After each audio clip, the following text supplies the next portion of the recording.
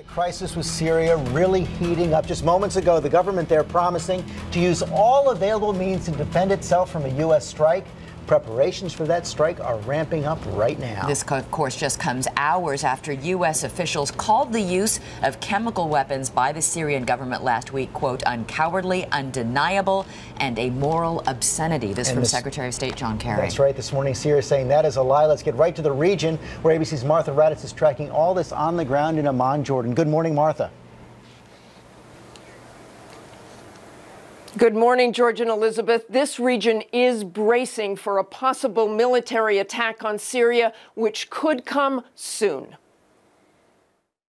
This morning, potential targets have been identified, allies consulted, and military commanders await only the green light to launch attacks.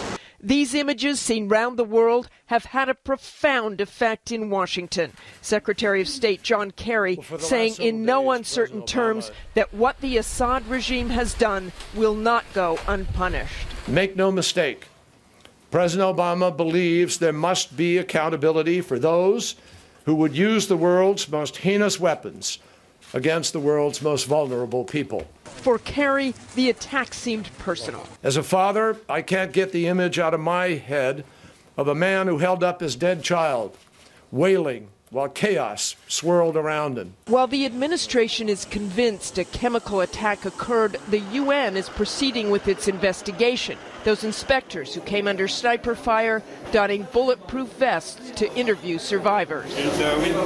While UN authorization would be ideal, it is doubtful that will come. If the United States stands by and doesn't take very serious action, not just launching some cruise missiles, then again our credibility in the world is diminished even more, if there's any left.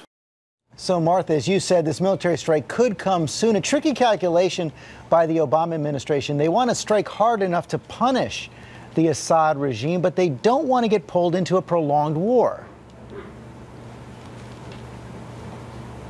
They do not, George. So this will be a limited strike, a limited objective to prevent Syria from launching any further chemical attacks. You will probably see cruise missiles from the Mediterranean Sea, destroyers in the Mediterranean Sea, possibly long-range bombers. It will probably just last about 2 to 3 days. Of course, the White House keeps saying the president has not yet made a decision. There would be no direct hit, I cannot imagine, on chemical weapons, because that would be very dangerous. Those weapons could disperse. But a very limited objective here, George and Elizabeth. They do not want to get involved in Syria's civil war.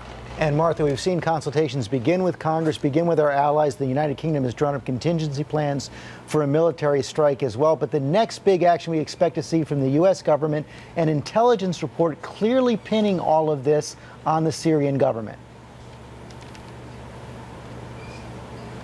They will present an intelligence report, but you can't get much stronger than what John Kerry said yesterday. They say there is undeniable evidence. So it is just a matter of time. Okay, Martha Raddatz, thanks very much.